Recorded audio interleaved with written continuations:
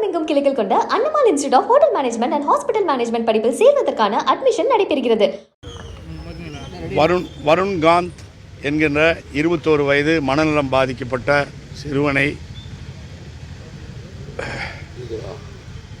யுதுரா trust என்கிற நிறுவனத்திலே 3.5 மாதங்களுக்கு முன்னால் அவருடைய தந்தையார் படிப்புக்காகவும் பாதுகாப்புக்காகவும் பராமரிப்புக்காகவும் கொண்டு வந்து விட்டிருக்கிறார். மாதம் 40,000 ரூபாய் அதற்கான கட்டணத் தொகையை செலுத்தி கொண்டிருந்திருக்கிறார்.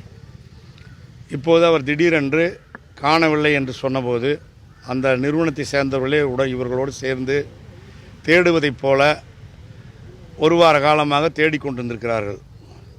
இப்போது இப்படிப்பட்ட ஒரு சோகமான விளைவு நடந்திருக்கிறது என்று தெரிந்ததற்கு பிறகு நம்முடைய சூலூர் எம்எல்ஏ கந்தசாமி அவர்களுக்கு நெருங்கிய உறவினர் அவர் என்னிடத்தில் தகவல் சொன்னார். நானும் இப்போது காவல்துறை ஏஎஸ்பி அவர்களையும் ஆய்வாளர்களையும் சந்தித்து கேட்டிருக்கிறோம்.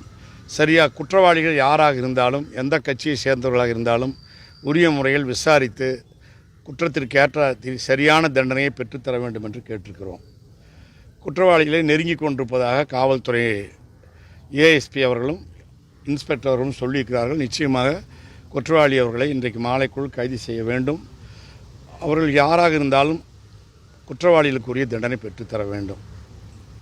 சம்பவத்தை பற்றி சரியான விசாரணை கொண்டு சென்று பாரபட்சம் இல்லாமல் நீதி வழங்க வேண்டும் என்று கேட்டிருக்கிறோம். இல்லை, பையன் உயிரோடு இருக்கிறதா தெரியல.